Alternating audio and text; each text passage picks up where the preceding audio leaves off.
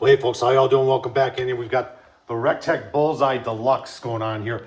Now, I've got two of these. I got one, my wife and I, my wife's retired, we got a place in Florida, and I have one down there because I really like this grill. One down there, when I plug it in, turn it on, it fires up within 5 minutes. This one, it's hit or miss. Sometimes it lights, sometimes it doesn't light. I haven't really told you folks about it because I don't know if it was user error or what, but I did contact Recteq, and they said, well, I should take a look at the ceramic rod on there and make sure that it's like 3/8 of an inch or a 1/4 inch back from the fire pod itself.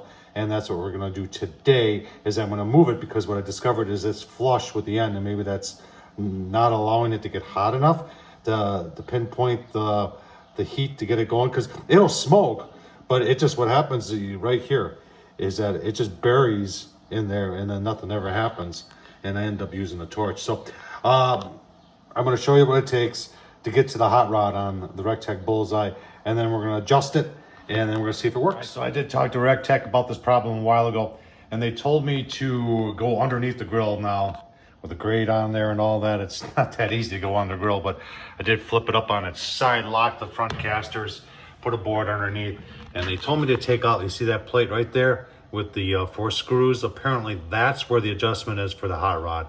And I'm going to take that plate off and give you a look, see what's underneath. If you're wondering, if you ever have to replace the board on this, doesn't look like it's going to be that hard, because you can get in there.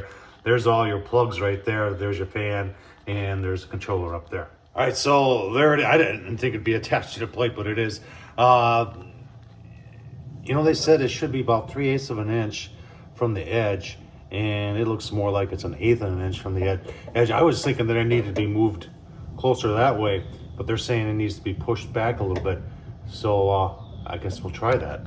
Well, I loosened up the screw and the bottom fell out, and then a bunch of plastic came out, and it looks like this thing is encased in plastic, and it looks like it may have been over tightened, and that may be part. I don't know. I don't think so.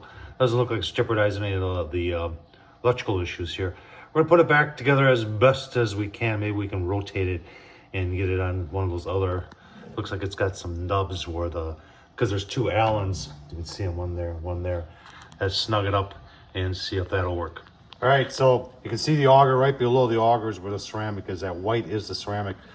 Before it was right up on the face there, and now it's about 3/8 of an inch back, and getting her fired up. All right, got the red beam from the thermal here on the hot rod, so we know the hot rod's working. At least it's getting hot. About 2 more minutes. I think the hot rod should be a little warmer than that.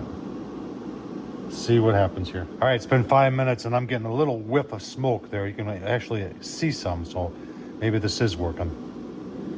Turn the light off. Yeah, I was seeing some embers down there.